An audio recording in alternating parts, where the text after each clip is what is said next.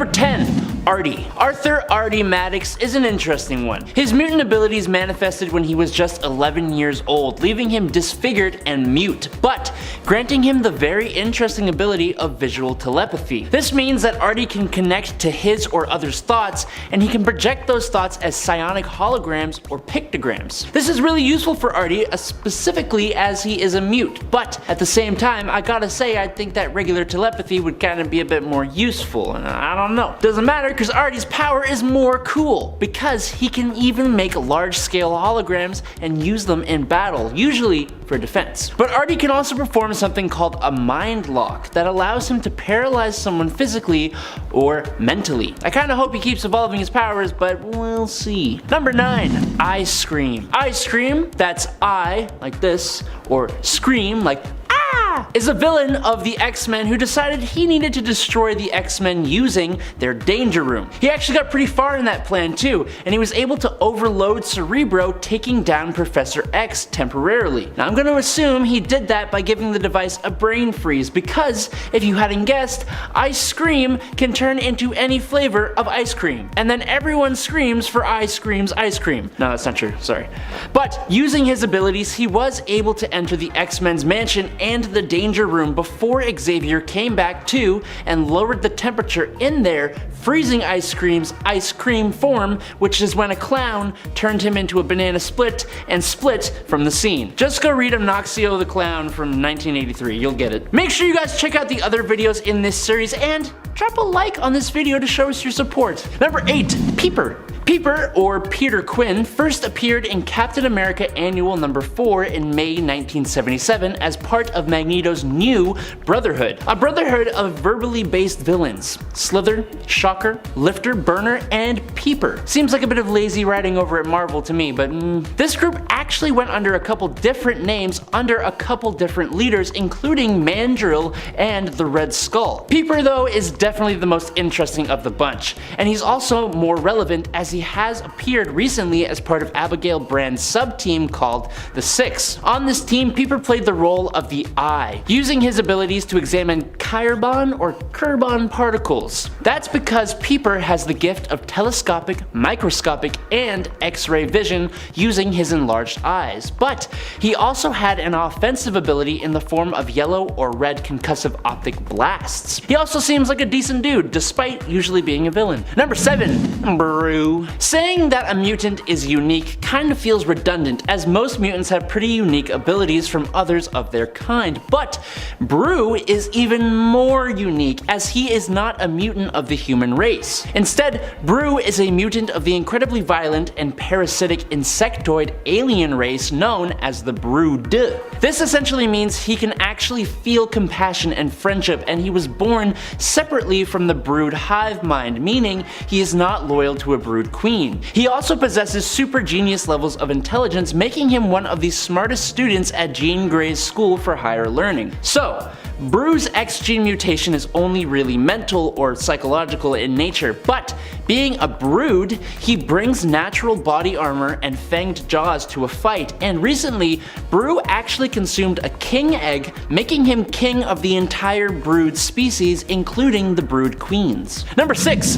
Big Bertha. Bertha Crawford, originally Ashley Crawford until she changed her name, had the mutant ability of total control over her body's physical size and mass. She can add or take away hundreds of pounds to herself at will, controlling her figure. This allowed her to become the highest paid fashion model in America at one point, but also allowed her to don the Big Bertha superhero persona. Using her abilities to add bulk and mass, she actually increases her durability and her strength to a peak of lifting 50 tons, allowing her to jump huge distances like the Hulk. No matter what size Bertha alters herself to though, she has a high level of athleticism. Ashley rebranded herself into a plus size model, which is when she changed her name to Bertha, and you know what? She still kinda killed it.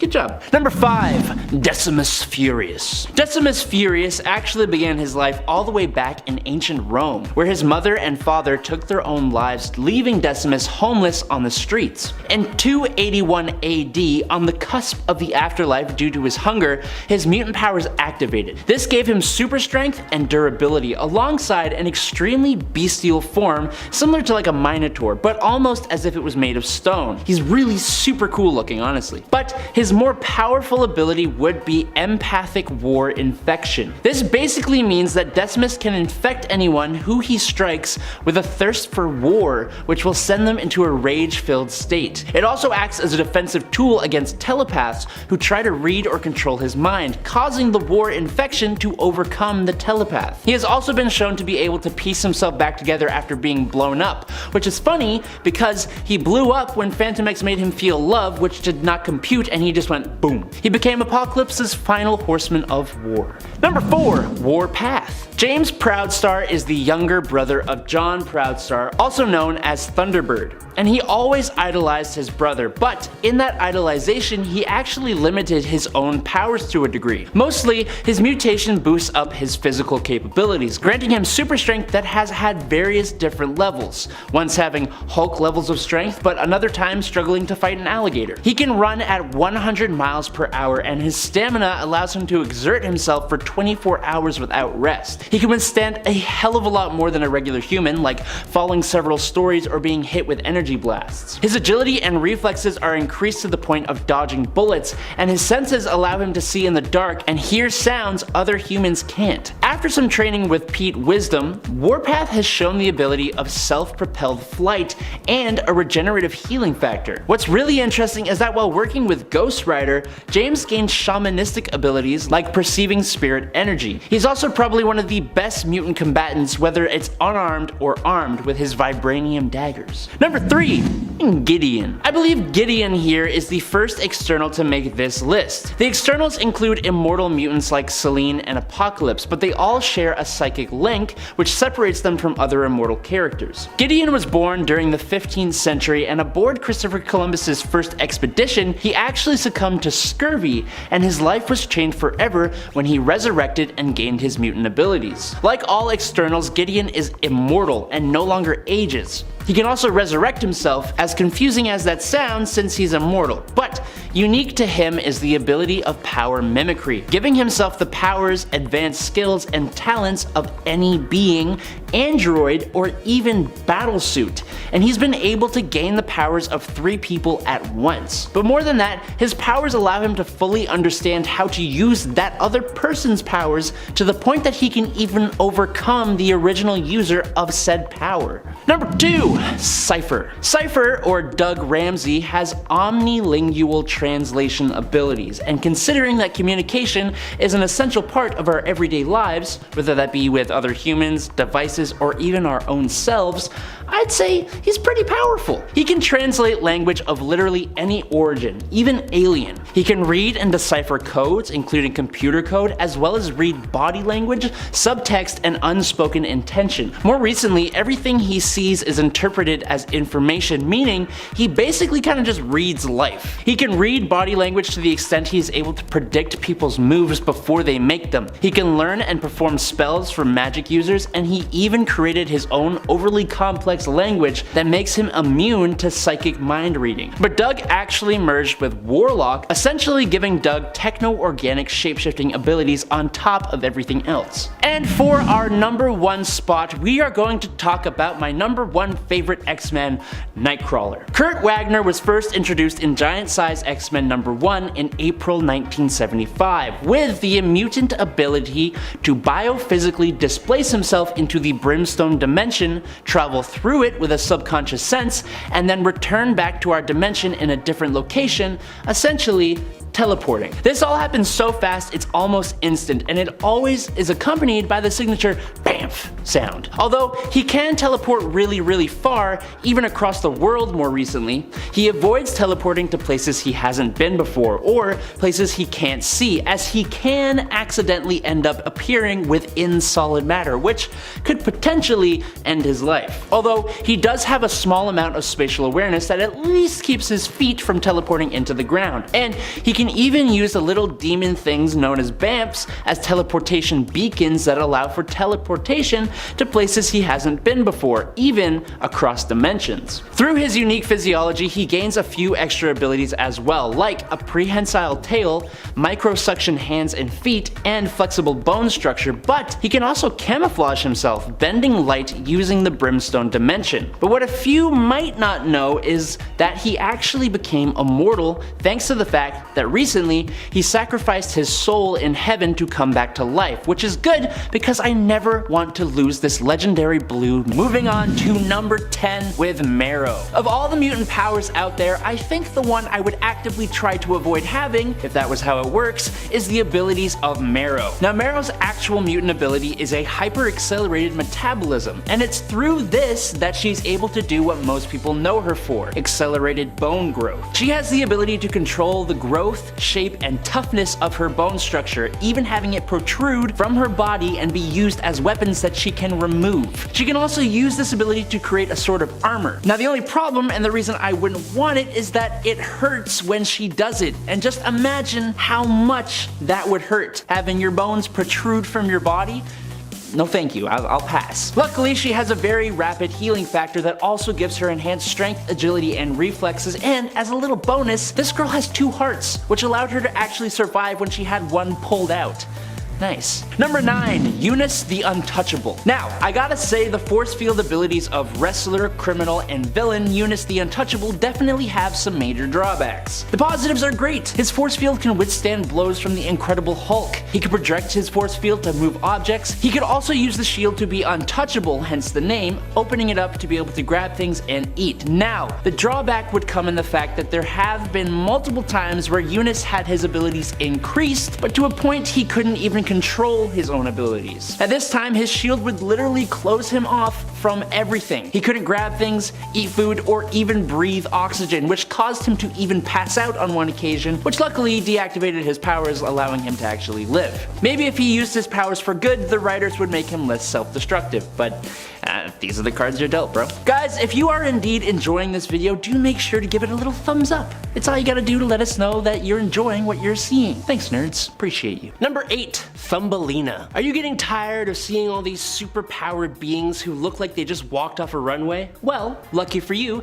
there is Christina Anderson, who goes by the moniker of Thumbelina. She's short, she's stout, she's slow, and she's always being made fun of. But she has a pretty useful mutant ability. Thumbelina can shrink down to 1/4 of an inch, making her an excellent candidate for missions of espionage with the Mutant Liberation Front. The best part about Thumbelina's powers, though, is that she retains her full-size strength in her miniature size, and has even been shown to actually increase in strength as she shrinks. So make fun of her all you want, but Thumbelina has proved instrumental to the Mutant Liberation Front team, even being the reason their first mission was such a success. Number 7, Strife. You know, a lot of the characters on these lists have come into contact with the character of Strife, and while most people do know how powerful Strife is, I think not including him on this far into this series is kind of a sin. So, Strife is actually a clone, created by Mother Ascani and taken by Apocalypse, a clone of Nathan Summers, whom most of you know as Cable. Strife is essentially what Cable could have been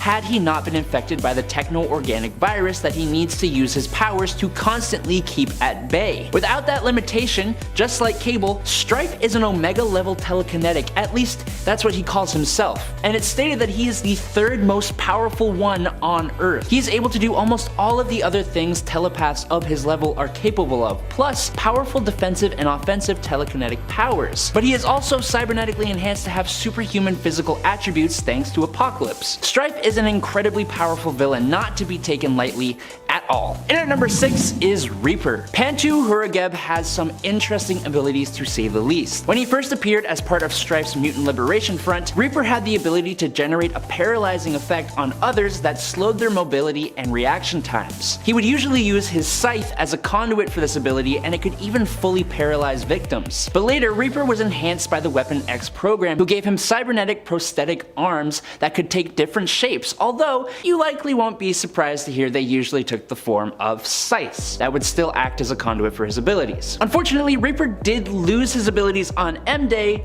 only to regain them again and then have them drained again. So he doesn't have any powers right now, I'm pretty sure. Or they're like diluted or something, I don't know. Number 5, Dragoness. For Tamara Kurtz, she was born a mutant directly because of the nuclear fallout caused by Hiroshima that her parents were exposed to, which is a different reason than a lot of other mutants, which to me makes her more interesting. She only debuted in 1990, so she's only been around for about 30 years, but she has certainly established herself as a powerful mutant so far, displaying the ability of bioelectricity generation, kind of like an eel. No, I'm just kidding. She's not like an eel. She usually uses this electricity in electrical blasts and pyrotechnic flares, which she used as part of Strife's Mutant Liberation Front. Since her introduction, she has also been seen as a vampire, after which she died and has since been revived, so she may or may not still be a vampire as well. I have no idea. Also, for a while she was equipped with these biotechnic pair of wings, which in the House of M were actually completely organic. I'd be stoked to see her show up again in comics and maybe expanded upon. I don't feel like there are many electricity-based mutants, so it'd be kinda cool. Number 4, Slab. A lot of you liked seeing Thumbelina in part 7 of this list, but what about her brother? Chris Anderson was a member of Mr. Sinister's Nasty Boys, and his life before this time isn't very well known. He has abilities similar to his sister. Where she can decrease in size, Slab has been shown to increase in size, getting stronger and more durable as he does so. Later on, he joined the Mutant Liberation Front, and even more recently than that, he has been seen on the Mutant Nation of Krakoa, where he went on to join up with Sword as part of their security division. Number 3, Vincente. He isn't really the most impressive of characters, although his abilities are certainly interesting, even if he usually gets defeated. On Earth 616, Vincente was a member of M-Plate's Hellions team. He had the ability to change his body from solid,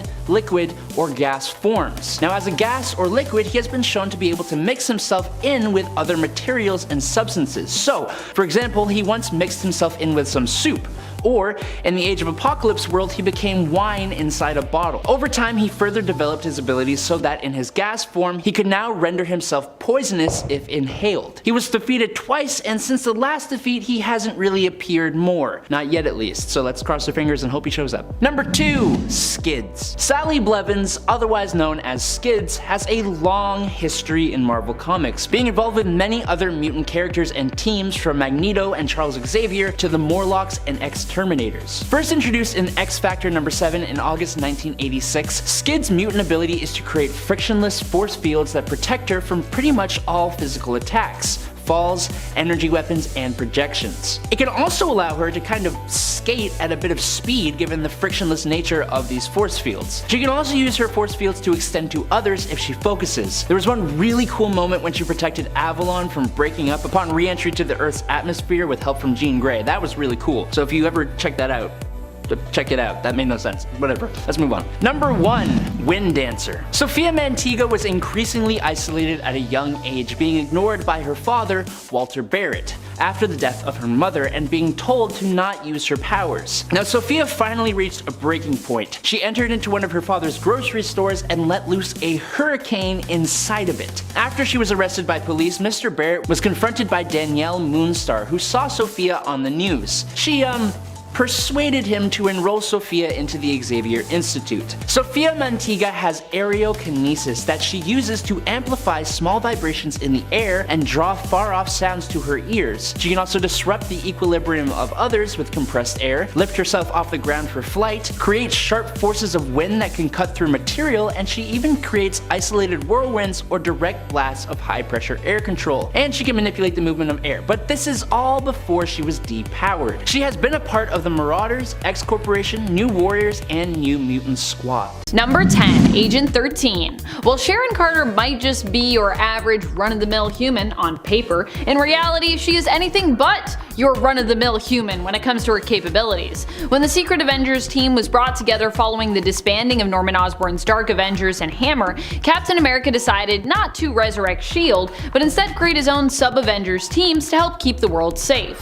One of these teams was the Secret Avengers, and Sharon Carter was entrusted to be his kind of co-captain for it. Sharon Carter is Agent 13. Sharon was inspired to become an agent by tales that her Aunt Peggy Carter told her of her own heroics, as well as Captain America's. She joined S.H.I.E.L.D. and is considered to be among one of their best agents, being an expert in hand-to-hand combat as well as firearms. More importantly, Sharon is also a great tactician, strategist, and leader. Number 9, Goliath. Despite the fact that he died on the team, Goliath was still a powerful member. Goliath is Bill Foster, who used to work with Dr. Hank Pym as his assistant. Being a brilliant scientist himself, Foster was able to duplicate the formula for Pym particles.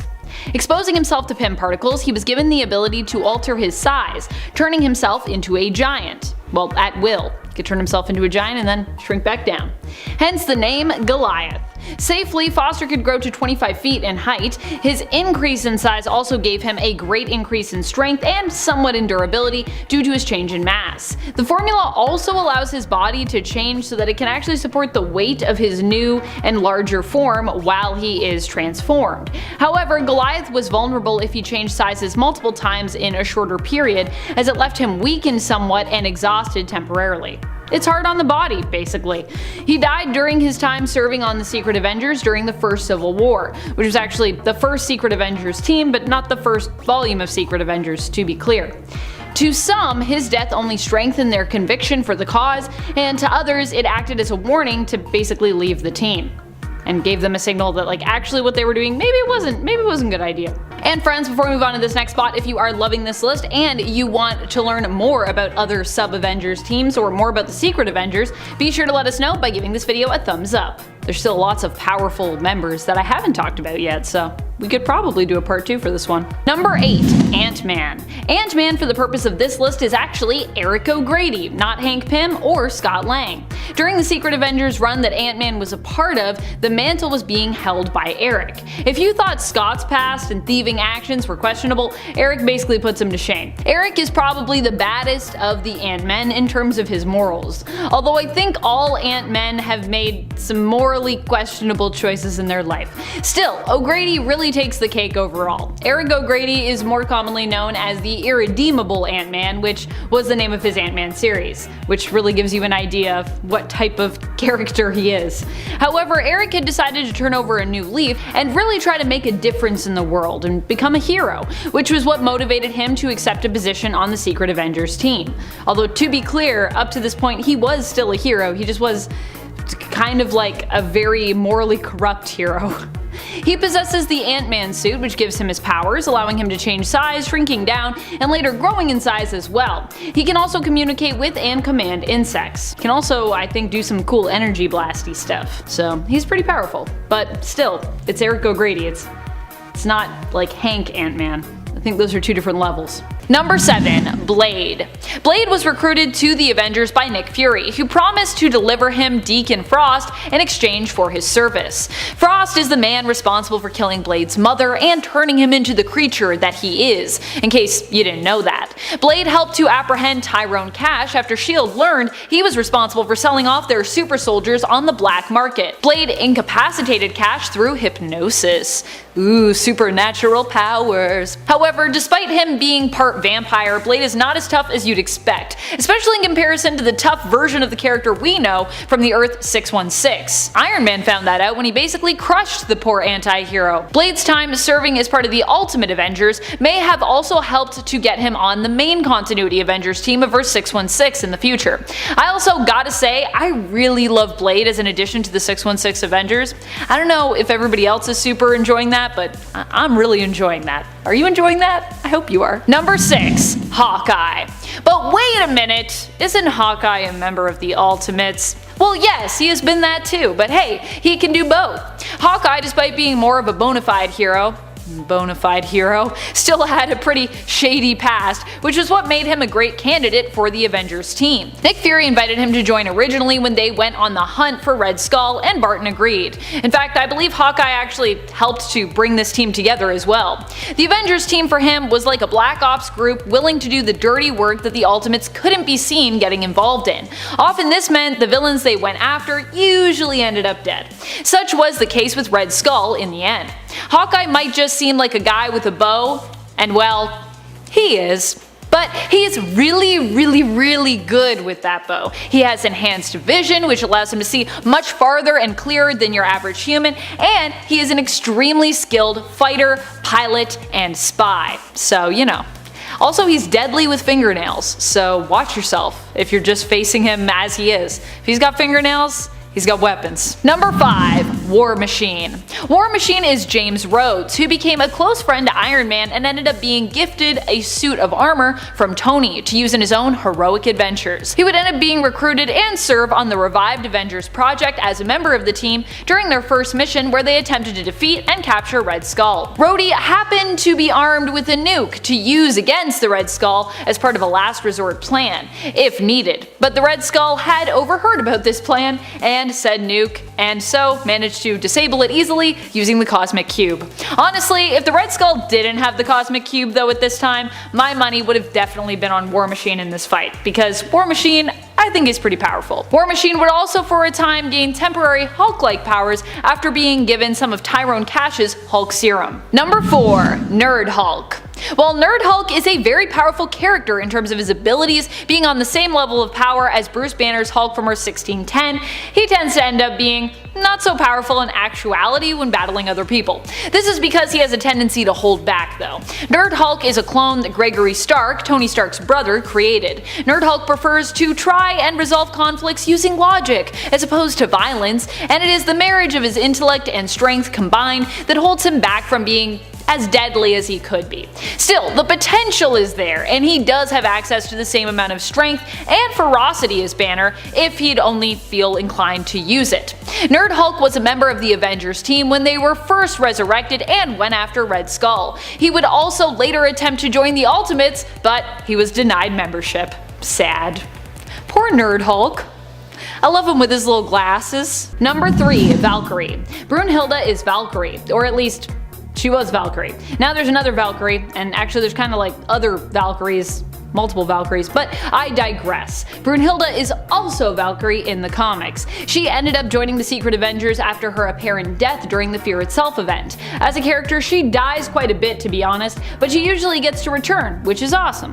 As an Asgardian, Brunhilde has powers that come from just being of Asgard. She has superhuman strength, speed, durability, reflexes, has slowed aging and an increased lifespan, and of course she can self-heal. Although as I said, that doesn't always save her from dying, which happens. Number 2. Captain America. Probably one of the most important members of the Secret Avengers team at almost all times is Captain America. Captain America was the founder of the team the first time around and formed it to help fight back against Iron Man and the Superhuman Registration Act during Civil War. It was called Secret Avengers because of the fact that the team had to be kept secret. Otherwise they would have been taken away and imprisoned due to the SRA or the SHRA. I don't know if superhuman, if those are their own letters or not.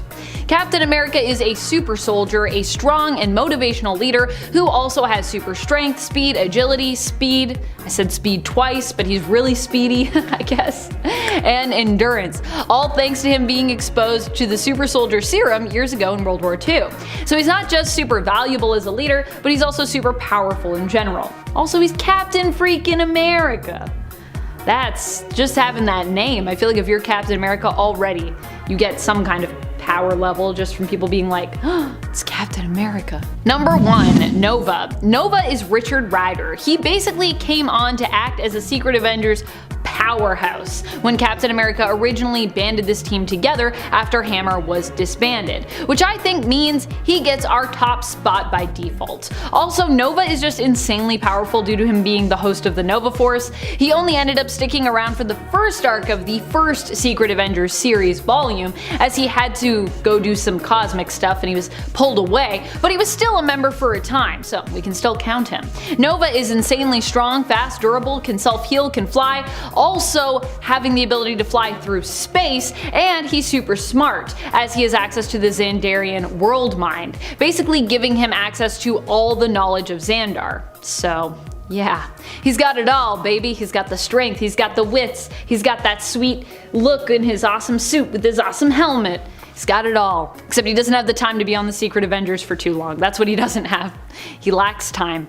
Coming in right at number 10 is Richter. Julio Richter has a pretty interesting mutant power. Richter can manipulate various aspects of the planet itself. Originally, his powers manifested in simple seismic energy, allowing him to create earthquakes, shock waves, and rudimentary transport of Earth matter. However, after Richter's powers evolved, he now has the ability to remotely terraform the ground around him in a much more precise manner. He can toss rocks around with precision or will the ground to open up like a tunnel. But he also has some skill with plants, controlling vines and other plants to ensnare his opponents. Julio also gained magma kinesis after being trapped under an active volcano and just rising out of it, riding on top of the magma like an absolute badass. More impressive than that though is that Richter's powers have created a psychic/empathic bond between himself and the primal life force of Earth's biosphere, allowing him some clairvoyance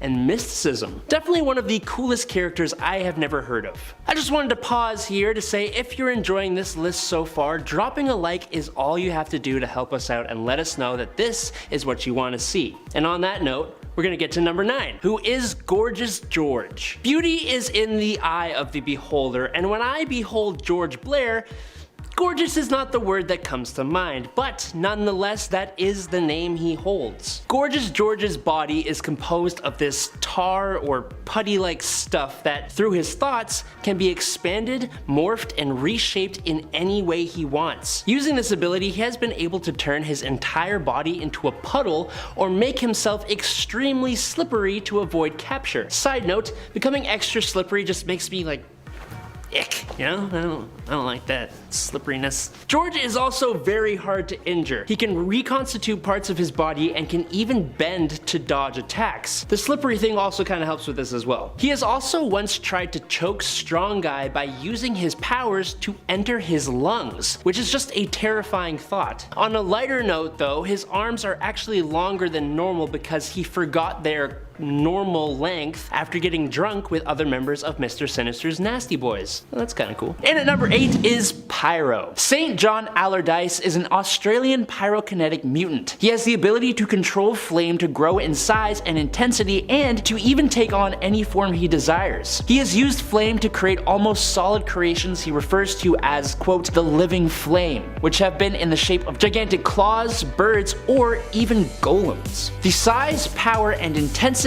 of the fire beings Pyro created were limited only by the extent of his imagination, the degree of his concentration, and his force of will. The only problem for Pyro is that he cannot generate flames spontaneously. He needs a source, which has been flamethrowers in his costume, other allies like Lockheed, or like a lighter or something. He could also be burnt by any fire that wasn't under his direct control. Now, he used his abilities mainly for evil deeds and crimes, but since his resurrection on Krakoa after he died due to the legacy virus, he has gone on to join Kate Pryde's Marauders and got this crazy skull tattoo on his face. It's kind of cool, but also I wouldn't do it, but you know, whatever. Number 7 is Strong Guy. I kind of can't believe I haven't talked about Guido Carosella yet. Despite this guy's massive hulking appearance, he is one of the most entertaining mutants around. Essentially, Guido, who goes by the name Strong Guy, has the ability to absorb kinetic energy and use it to enhance his physical strength. Now, at a base level, he can lift around 50 tons, which is already more than a lot of superpowered beings. But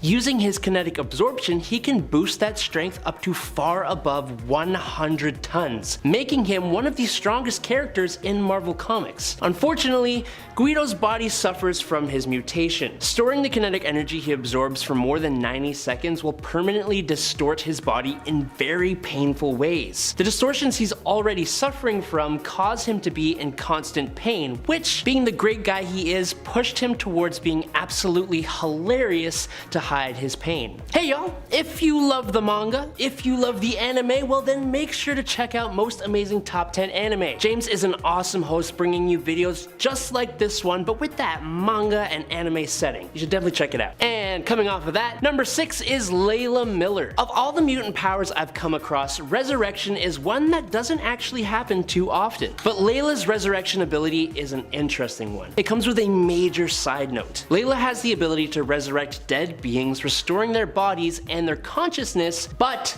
not their soul. Without their soul, the resurrected being will have no conscience or morality. We saw this happen both with Strong Guy and Trevor Fitzroy, who were resurrected by Layla, who eventually experienced drastic changes in their personality without their souls. Another key factor about this resurrection is that it can only be performed within minutes of the individual's death. Layla claims she can also reverse this process, taking back the life that she gives. Another interesting note for Layla is that during the House of M, Layla was resistant to Wanda's reality warping abilities and retained all of her memories. She could even give others back their memories. She's also been to the future and studied magic with Dr. Doom, so like, that's cool as well. Coming in at number 5 is M. Just the letter M. Monae St. Croix has an interesting past, and honestly, her family is a big part of that. Her brother is an incredibly powerful bad dude who trapped her in a different form where she is known as Penance. As Penance, she has diamond skin, a telepathic resistance, and super sharp claws. M can even combine with her younger siblings Claudette and Nicole, but on her own,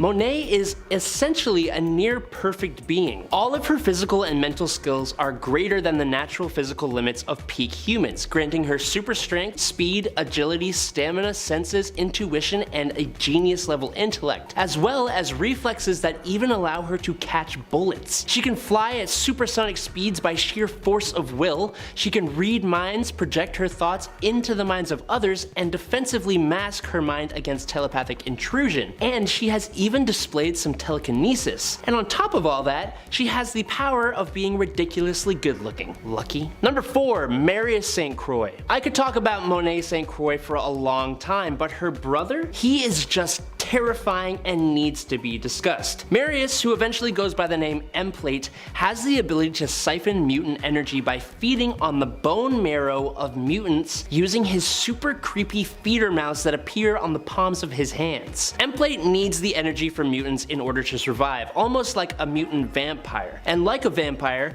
if Marius siphons all of a person's energy, his victims will pass away. Also like a vampire, if M-Plate drains only part of a victim's energy, he can gain a kind of psychic control over their mind and can cause the mutant to become an energy vampire just like him, but under his control.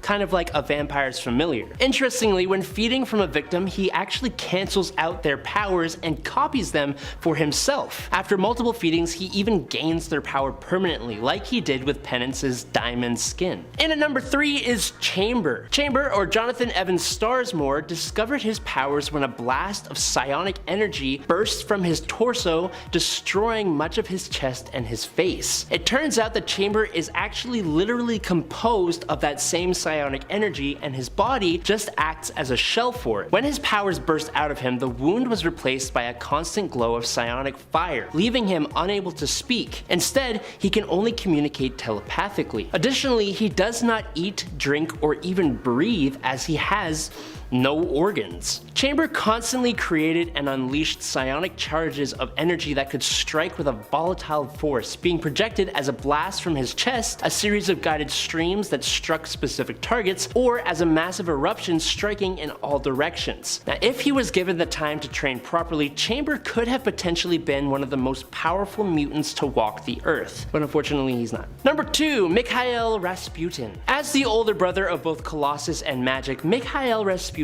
has quite the mutant genealogy, and he ain't no chump himself. Mikael is an alpha level mutant with the ability to manipulate subatomic matter and warp energy. His power hasn't really been properly defined, but he could forcibly fuse a man to a tree and could manipulate Bobby Drake, Iceman's body. Speaking of Iceman, Mikael also seemed to display some form of enhanced perception, being able to see Bobby's potential just by looking at him, and he could show him how to use his powers in better ways. Mikael has also used his power to fire energy blasts, tamper with people's powers, and most prominently for teleportation. He could transport himself as well as others by opening up dimensional portals particles by ripping away at the subatomic wall of space, which he did when the Soviets sent him into space and blew up his ship. Sorry. And coming in at number 1 is Sienna Blaze. Sienna Blaze has incredibly strong destructive abilities thanks to the fact that Sienna can disrupt a planet's electromagnetic energy spectrum, absorbing the energy into her body and then releasing it, usually in destructive blasts. Sienna's released energy would tear a hole in the local electromagnetic field, which is bad, in case you wondered, with repeated use of her powers theoretically being able to destroy the planet. She can also use the magnetic energy to fly at 150 miles per hour, or impressively to teleport herself along the planet's electromagnetic field. Again, every time she teleports, she permanently damages the electromagnetic field at the point of departure, causing a pretty strong explosion. As an example, Sienna shot down the X-Men's Blackbird in Antarctica. Sienna then ambushed Cyclops and Storm and nearly completely took them out until Professor X prevented her from using her powers. Then Storm, Cyclops, and Professor X managed to defeat Sienna, except she just teleported away and left a massive explosion in her stead. Number 10. Miss Marvel. Miss Marvel was once Carol Danvers and is now Kamala Khan. And of course, for this list, we're focusing on Kamala, who was a new addition to the Avengers team in 2015, after making her first unnamed appearance only 2 years earlier in 2013 in the comics. Kamala is a huge Carol Danvers fan, which is what inspired her to take up the mantle Miss Marvel after Carol dropped it, taking up the Captain Marvel mantle instead herself. Kamala as Miss Marvel has powers which allow her to alter her body's physiology, allowing her to stretch, change size and shape, and in theory, straight up shapeshift. Her powers come from inhuman heritage, which was activated by her exposure to the Terrigen bomb. Kamala joined the team for a time during all new, all different Avengers, and remains a fan favorite hero at Marvel Comics. And to clarify before we move on to point 9, this is going to be a list of Avengers that have recently come onto the team, as opposed to new Avengers, which is kind of its own thing. There's a lot of new Avengers, so I just want to clarify that. Number 9. Wasp. Not the same Wasp who years ago was actually the leader of the Avengers for a while. Nuh-uh, we are not talking about Janet Van Dyne here, we are talking about Nadia Van Dyne, who despite her seemingly misleading name is actually the daughter of Hank Pym and his first wife, Maria Travoia. After her mother Maria was kidnapped and later killed, Nadia ended up being raised in the Red Room, considered a valuable asset due to her natural aptitude for science and academia, believed to be somewhat in part due to the fact that she was Hank's naturally born daughter. Nadia would eventually escape the Red Room and attempt to locate her father in the US, only to find out that he had recently died during a fight against Ultron. Nadia felt compelled to meet her stepmother, Janet, desiring to become the new Wasp. The two ended up getting along well, and Janet even gave Nadia her blessing to take her last name, seeing her as family. Hence, Nadia became both Nadia Van Dyne and the new Wasp, also going on to join the Avengers team. Number 8. Spider-Man. Peter Parker as Spider-Man has of course teamed up with the Avengers before, but Miles Morales as Spider-Man is a newer addition, not just in terms of the Avengers team, but also still relatively new in terms of him existing in 616. Miles Morales is originally a Spider-Man who hails from the Ultimate Comics line originating in Earth 1610, the Ultimate Universe. He was given a new home on Earth 616 after his world had been destroyed as a result of showing kindness to and sharing food with Molecule Man during the Secret Wars event. True story. Thank goodness for pocket cheeseburgers. Miles has a power set very similar to Peter's in many ways, but also has a few unique abilities of his own. He can shock his opponents with venom blasts and can sneak up on them with his spider camouflage, which he can use to appear invisible.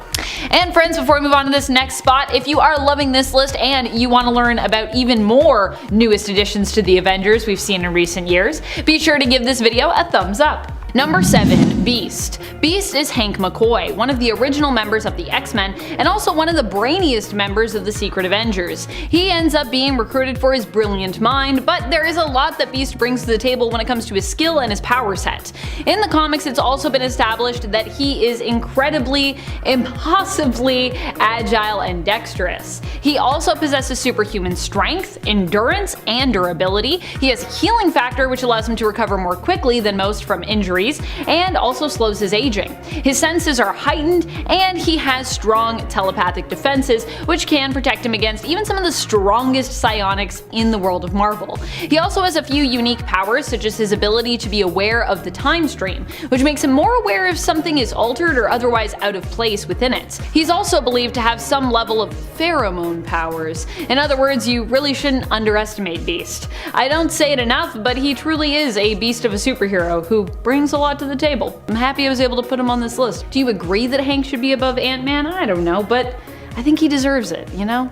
Not enough appreciation for Hank McCoy. Number 6. Moon Knight. Moon Knight was considered a questionable recruit to the post-Dark Reign Secret Avengers team the Cap brought together, and yet he still makes a lot of sense when you consider just how dangerous and how capable he is. Moon Knight might live with a dissociative identity disorder, but this often doesn't get in his way of completing whatever mission he is on in his own heroic life, nor does it often affect his ability to be a hero. Still, the other heroes on the team did personally question if Moon Knight was the right fit and the right pick. Moon Knight has access to amazing weapons and tech thanks to being outfitted by Stephen Grant, another prominent persona that resides in Mark Spector's psyche, who is a millionaire. He also has tons of intel, which is provided to him through one of his other personas, Jake Lockley, who's a cab driver. When it comes to his power set, he is an incredibly skilled fighter who has the favor of a god, the moon god Khonshu, on his side, and this also makes him hard to kill because usually Khonshu will just bring him back to life. He's also got enhanced strength, endurance, and agility at night, especially if it's a full moon. Moon power, baby! Get that moon power. Number 4. Black Widow. Black Widow makes for a great addition to Captain America's Secret Avengers team that is formed following the end of Norman Osborn's Dark Reign. This team was one that Captain America brought together to basically serve as his Black Ops team. Their main mission was to help clean up all the messes that Norman Osborn had left about during his time ruling Hammer and the Dark Avengers. Considering that Natasha is a highly skilled and trained assassin who also has extensively reflected on the moral dilemma that comes attached to things like assassinating people and black ops, she makes a great fit. She is extremely experienced with walking that fine line between getting less savory jobs done, but also making sure you don't lose yourself and that you only do as much as is really necessary. Not only is she highly trained and skilled, but it's also implied that she technically has superpowers after being exposed to a Russian variation of the super soldier serum during her time in the Red Room. It's how she can stay so youthful and she looks so young forever. That Russian super soldier serum. Making sense of how is Black Widow even still alive and what is going on. Number 3. Phoenix. While Phoenix is definitely one of the most powerful superheroes to be on the Avengers team, her history with them is a bit more lengthy than you might initially think, which is why I ranked her a little bit lower on this list than I normally would. Phoenix herself was back on the original Avengers team, the prehistoric Avengers, or the Avengers of 1 million BC. This avatar for Phoenix was known as Firehair. However, Firehair only made her first appearance even in 2017 in the comics, so she's also kinda new in a way, even though she's super old. Does that make sense? Maya Lopez, aka Echo, is the current host of the Phoenix Force and the current Phoenix, who also finds herself on the Avengers team. Her being Phoenix is new, but her being on the Avengers team is not new. She rejoined the team in 2021 as Phoenix, which is quite new, like I said, but she actually was a member of the Avengers way back in 2005, when she was using the mantle of Ronin. Still, Maya being Phoenix and being part of the Avengers altogether is quite fresh right now, despite both the Phoenix Force's history with the prehistoric team and Maya's own history with the present day team. And of course, Phoenix is one of the most powerful entities in the entire Marvel universe. So despite her being kind of a new old combo thing, we have to show respect to the blazingly brilliant and powerful Maya Lopez, aka Echo, aka Phoenix, on this list. Number 2. Cable. Nathan Summers ended up joining the Avengers team at a time when Captain America was seeking to present a show of unity. Hence, Cable ended up being on the Avengers Unity division, which was meant to bring together Avengers and X-Men after events of Avengers vs. X-Men had created tension between the two superhero groups of Earth. Series-wise, the team was known as the Uncanny Avengers, with Cable joining up as early as issue number 4. Cable is an extremely powerful telepath and telekinetic due to him being the offspring of X-Men member Cyclops and his wife at the time, Mr. Sinister created clone of Jean Grey, Madeline Pryor. Despite Maddie being his birth mother, Jean has also been like a mother to Nate after she was implanted with the memories of basically raising him, making her kind of like his telepathically retcon mom, with Maddie becoming more like a surrogate mother in terms of her relationship with Nate, formerly known to her as Baby Christopher. Oh, baby Christopher. Number 1. Avenger Prime. Avenger Prime is kinda like all of the Avengers merged together. At least, that's what the original version of this character was like. They made their first appearance in the 2013 Mighty Avengers series, but another character with that name also recently reappeared in the 2021 Free Comic Book Day Avengers and Hulk comic. They showed up in the Avengers portion of that double feature story comic. Here, Avengers Prime is the leader of the Deathlock Avengers forces, who basically stands guard at the God Quarry, seeking to watch, protect, and warn against major multiversal threats and potential chronal collapses. Presumably, this is some version of Avenger Prime that decided to stay omnipotent and bonded together. At least that's what I'm assuming. Some people are assuming different things. When we saw Avenger Prime last, or an alternate version of them if you will, they were created using a ritual which allowed the team of Mighty Avengers to bond together. Technically, Avenger Prime stands to be the most powerful of the Avengers, as they should be made up of one or more teams or rosters potentially combined together. Now, of course, some people believe that Avenger Prime is actually some sort of alternate version or some future version of Tony Stark, aka Iron Man, but we don't really know for sure yet. Whoever they are though, they definitely seem to have a lot of time, a lot of power, and a lot of resources on their hands, especially for being a shadowy figure. Number 10 is Spike. I talked about Maro in part 8, so it's only fair that I talk about the animated X-Men Evolution character known as Spike. Spike, or Evan Daniels, was actually the nephew of Aurora Monroe, but his mutant powers are much different than hers. Similar to Maro, Evan can manipulate his bones, causing it to project through his skin to create armor and bone spikes that he can use as melee weapons, or he can even launch the spikes from his body as projectiles. Unlike Maro though, Spike's bones piercing through his skin and being broken off, or fired as projectiles, doesn't actually hurt him, which is a huge benefit. What's super interesting though is that after some time with the Morlocks, Spike was able to make his bone spikes so hot they were almost on fire, which actually kind of raises more questions that go unanswered than anything else. In at number 9 is Avalanche. You don't often get Greek mutants, which makes Dominic Petros a pretty unique character already. Dominic came from the Greek island of Crete, which is somewhere I desperately want to travel to, so if someone can hook me up with that'd be great, thanks. Like a lot of mutants though, he started out as a villain. Originally part of the Brotherhood of Evil Mutants, then X-Corps, Project Wide Awake, Freedom Force, and Villains for Hire. He's gotten around, and with the destructive capabilities of his powers, it honestly kinda makes sense. Avalanche can create super powerful vibration waves from his hands. These waves can cause matter to shatter or crumble, and if he uses it on the Earth or even large buildings, he can basically create earthquakes or, wait for it, avalanches. But Avalanche has quite the control over this ability, able to move objects, create tidal waves, cause the ground to move or shatter, or even ride waves of earth as transportation. And he even used his abilities to be a fantastic landscaper. If you guys are enjoying this content, I beg of you, slap that thumbs up button. It's the only thing you can do to prove you're loyal to me. I mean, to show your support.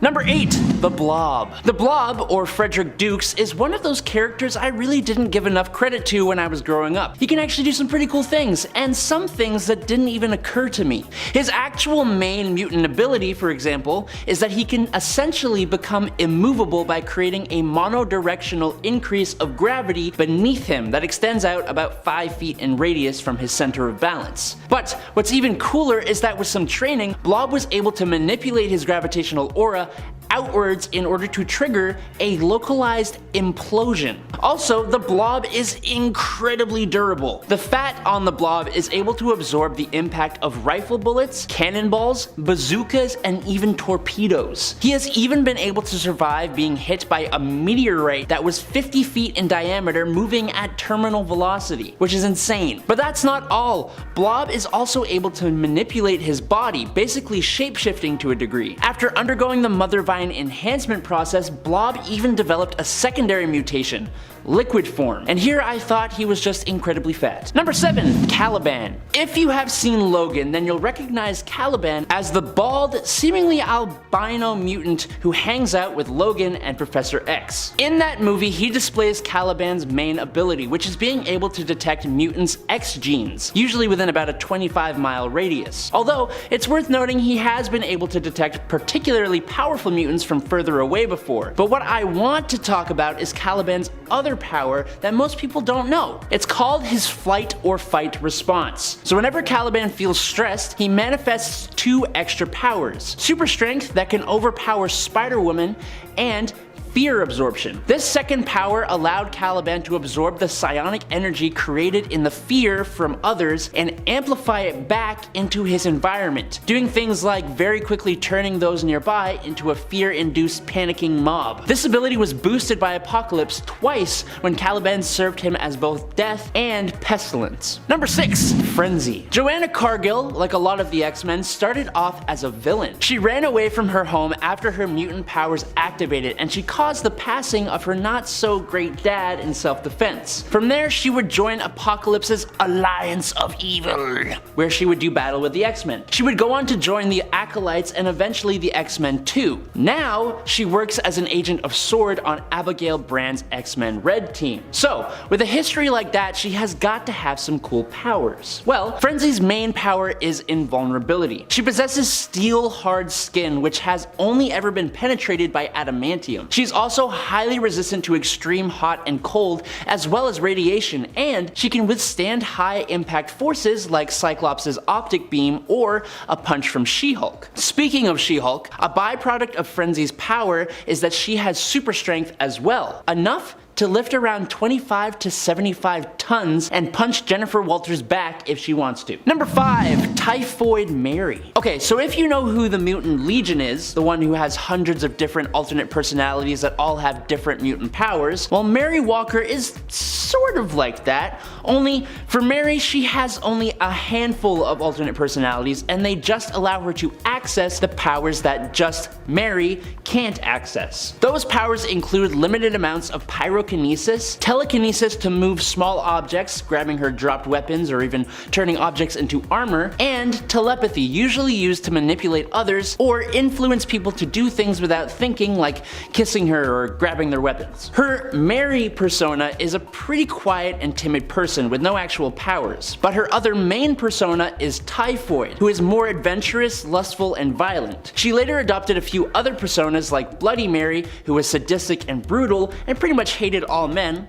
Kind of understandable, sort of. And Mutant Zero, who was a cold, calculated, and militaristic person. Number 4. Mask. The Morlock leader, Mask, has a pretty ironic ability. He himself is not exactly the most gorgeous of beings, but his abilities allow him to alter the appearances of others through touch, molding their bodies and features like clay, or just mentally influencing the change he desires. He can alter people's hair and skin color, body structure, and several other features, including turning limbs into tentacles. Mask can also use his powers in combat by making an enemy's limbs attached to their body, like that, or by closing their breathing orifices to limit their combat prowess. His powers of body manipulation later evolved so that he could alter his own flesh, but the new limits of his powers were stated to be a secondary mutation by Charles Xavier. Apparently, when Mask's body was pierced by Shatterstar's sword, Mask instinctively altered his own internal organs to help him survive, and ever since, he's been able to modify his own body. But what he can do exactly in terms of modifying his own body hasn't really been sold yet, so we don't really know. Number 3, Christine Cord. Although Christine Cord, now going by Longstrike, doesn't actually have any mutant powers anymore after M-Day, she used to actually go by the name Tattoo, because her mutant ability was a chameleon skin that allowed Christine to form words or patterns on her skin which she could use to camouflage herself or convey messages. But she actually has a secondary ability in the form of biophasing. This basically meant that Christine was able to move through matter, and if she reached into another person, which is a terrifying thought, she could disrupt the neurochemistry of a person and or alter their molecular composition. Unfortunately, we won't know what else she could have possibly done because after losing her abilities and joining the New Warriors, she unfortunately did not live for too much longer. And at number 2 is Jeb Lee. Jeb Lee is one of the final horsemen of the mutant apocalypse. He was chosen as Famine after Apocalypse watched Jeb using his drums at Gettysburg during the Civil War. Now, using his drums made Apocalypse choose Jeb as a horseman? Yes, it did, because Jeb has an incredibly unique mutant ability, which is to transmit a bio-auditory cancer that feeds on the flesh of all who can hear it whenever he makes a tapping noise, whether that be with his drums or even just tapping his fingers on a table. Jeb has a pretty, dark past, as you can probably imagine. Lee was a Confederate spy during the United States Civil War, walking the battlefields dressed as a Union soldier. Now, after returning back home, his Union Army uniform was discovered and his family was burned alive, which manifested his mutant powers. He then used these powers to go back to war, marching from battle to battle and taking the life of every human in his trail. And at number 1 is Daken. Daken, or Akihiro, possesses a lot of the same abilities as his father, Wolverine. He has a crazy healing factor, superhuman senses, and of course, bone claws. But what some people may not be aware of is the one mutation he possesses that neither his father nor his sisters possess. That power would be pheromone control. Daken has empathic pherokinetic abilities that allow him to use his pheromones to manipulate the emotional state and sensory perceptions of others. He has used this to instill intense fear, happiness, depression, fascination, and a false sense of security in others. The false sense of security, though, is the definitely most interesting one, as it has allowed him to sneak up on others without them even worrying that he could be there, which is so cool. He has also used this ability to alter others' depth perception and vision, making them fight sluggishly. He can also control his own pheromones to make him basically untrackable, even to someone like Wolverine. Now, there are limits to Daken's pherokinesis, but it is such a cool ability. Number 9, the Punisher. The Punisher in the reality of Earth 1610 was a member of both Nick Fury's Howling Commandos, who fought against the Maker's Dark Ultimates, and a member of Fury's Avengers. The Punisher's powers are basically the same as his Earth 616 counterpart. In other words, he doesn't really have any superpowers. He's mostly just a man who is really skilled in his use of various firearms. He was a trained police officer with the NYPD, so it was lots of tactical training and experience. The first time he joined the Avengers, it was to protect the Vice President against Ghost Rider, but the spirit of vengeance convinced Frank to stand down, and even assist him in the end, also helping him to escape. The Punisher would also escape S.H.I.E.L.D. custody following the mission, but would later be recruited once more by Fury after he ended up in prison. And friends, before we move on to this next spot, if you are loving this list, if you want more Ultimate lists, be sure to let us know by giving this video a thumbs up. Also, check out our Ultimate Marvel Universe playlist for more videos like this. Number 6, Starbrand. I kinda miss when Brandy was just like a little Starbrand baby. But of course, this is comics, and heroes can't stay babies forever. In fact, they can't even stay a baby for more than a year apparently, especially if they're joining the Avengers, which I kinda get.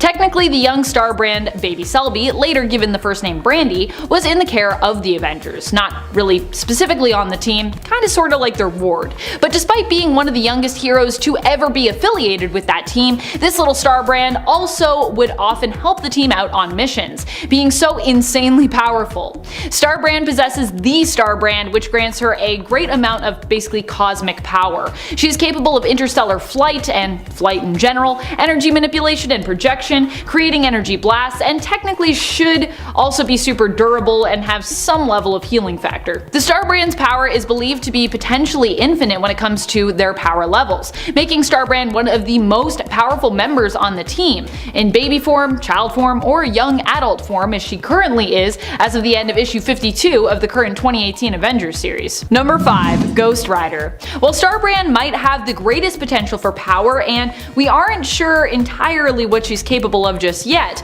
Robbie Reyes is a bit more experienced when it comes to his powers, and even when he was less experienced, he actually accidentally killed one of the previous Starbrands, Kevin Connor, in Marvel Legacy. So for those reasons, I thought we should give him a bit of a boost when it comes to his ranking on this list.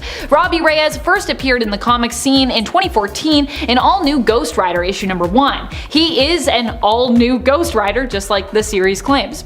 During a street race gone wrong, Robbie was killed and ended up possessed by the ghost who haunted the car that he was driving, becoming the new Ghost Rider. He joined up with the Avengers recently in the comics, and I think he makes a great addition to the team. I personally love Robbie Reyes, so yeah, I'm here for it. Number 4. Winter Hulk. While Jennifer Walters as She-Hulk may have joined the Avengers long ago, first joining up back in the 80s, she has gone through a lot of changes since then. One recent and major one, which also returned her to her smaller, smarter, more playful and sassy, yet still very powerful form, happened recently in Avengers comics. For a brief time, She-Hulk, then known as just Hulk, ended up becoming Winter Hulk. Winter Hulk happened as a result of Jen allowing herself to be kidnapped by the Winter Guard of Russia to try and figure out what they were up to. What devious things are they planning? In the end, they attempted to mind wipe and brainwash Hulk to turn her into one of their agents. And they kinda succeeded. Although the process was interrupted, for a brief time Jen acted as their agent, Winter Hulk. However, as Winter Hulk, Jen still managed to fight against her programming, and alert her fellow Avengers when sent to attack Namor and Atlantis. In the end, Winter Hulk was forced to absorb a ton of radiation to protect the citizens of Atlantis. She managed to discharge the gamma radiation she had absorbed safely, and as a result was returned to her original form, ultimately deciding to retire from the Avengers team after these events and return to practicing law. And now we have a new She-Hulk series that I have heard nothing but good things about. I really need to get reading my first issue. Number 3. Gregory Stark. Gregory Stark is like the evil brother of Tony Stark. He is the more immoral of the two when it comes to technology, but is more put together overall in comparison to his brother. Much less of a mess, if you will. This obviously made him a valuable asset to S.H.I.E.L.D. and Nick Fury, and so he ended up on the Avengers team. However, Gregory was also super smart, and was using his time working with S.H.I.E.L.D. to put certain plans into action that would allow him to take over control and eventually kind of rule the world, sort of. After Fury seemingly went rogue and Carol Danvers was also removed from the chessboard, Gregory was made the new director of S.H.I.E.L.D. and attempted to use his influence and nanite tech to cause chaos and war to erupt in other nations. Fortunately, he would be defeated by his brother Tony, who disabled his nanites with an EMP, allowing Thor to take him down. Still, for a time, Gregory was a pretty valuable member of the Avengers team, and later a formidable villain to them and to the Ultimates. And for that, he gets some bonus points. That's what I say. Gold Star Gregory Stark. That's what I call him. For evilness, I guess. Number 2. Tyrone Cash. Tyrone Cash was a fairly powerful version of the Hulk, and actually was the first Hulk to exist in the Ultimate Universe. He created the Hulk serum before his protege Bruce Banner was able to, and decided to use it on himself. This gave him massive strength, and he took the name Tyrone Cash, and decided to become a criminal, using his brilliant intellect to avoid capture for longer than a decade. Previously, he'd been known as the Scientist and as Banner's mentor, Professor Leonard Williams. Eventually, Cash was apprehended and forced to join the Avengers team, and after S.H.I.E.L.D. learned that he'd betrayed them, Fury had him executed. So of course, who's the most powerful? Who could it be? Number 1. Nick Fury. When it comes to the Avengers team, Nick Fury is like the Amanda Waller of it all, in comparison to the Ultimate Avengers DC counterpart, which would likely be the Suicide Squad. Nick Fury was the one to resurrect Project Avengers, and while he claimed claimed this was done to hunt down the Red Skull, Captain America's villainous son in this reality, it is actually believed that Fury had orchestrated Red Skull's return in order to get his job back as director of S.H.I.E.L.D. and resurrect the old abandoned Avengers project. That's just so Nick Fury, I'm just saying. Nick Fury holds a lot of power not just as a master spy who often deals in secrets, but also because he was exposed to the super soldier serum and has influence over the rest of the Avengers team as their overall leader and organizer. He's just got a lot of power. He's also like got a million plans, so if you're like, oh, I know how I'll beat Nick Fury, he probably already has a plan for if you try to do that to him. That's how good he is.